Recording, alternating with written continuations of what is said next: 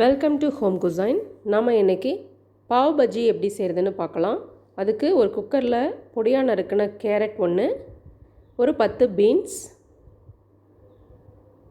2 தோல் நீக்கின உருளைக்கிழங்கு, 2 தக்காளி, நைட் முழுக்க ஊற வச்ச அரை கப் அளவுக்கான பட்டாணி, உப்பு, மஞ்சள் தூள் அரை ஸ்பூன், 1 ஸ்பூன் மிளகாய் தூள் சேர்த்துட்டு ஒரு 2 டம்ளர் அளவுக்கு தண்ணி சேர்த்து குக்கரில் ஒரு 8 விசில் போட்டு எடுத்துக்கலாம்.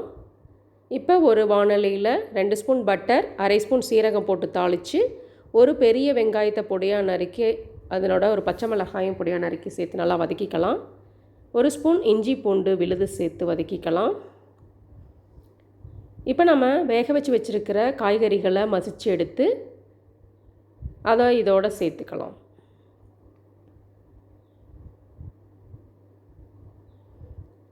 இதில் 1 ஸ்பூன் மிளகாய்த்தூள், 2 ஸ்பூன் அளவுக்கு பாவ் பஜ்ஜி மசாலா தூள் சேர்த்துட்டு தேவையான அளவு உப்பு சேர்த்து நல்லா கொதிக்க விடலாம். ஒரு 5 மினிட்ஸ் நல்லா கொதித்து வந்ததுக்கப்புறம்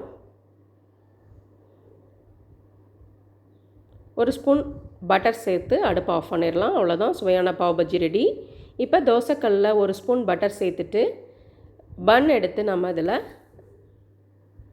டோஸ்ட் பண்ணி எடுத்துக்கலாம்.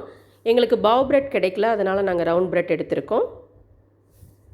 அவ்வளோதான், சுவையான pav bhaji masala ready. Eat and enjoy. இந்த வீடியோ உங்களுக்கு பிடிச்சிருந்தா லைக் பண்ணுங்கள், ஷேர் பண்ணுங்கள், கமெண்ட் பண்ணுங்கள் அண்ட் சப்ஸ்கிரைப் பண்ணுங்கள். தேங்க்யூ.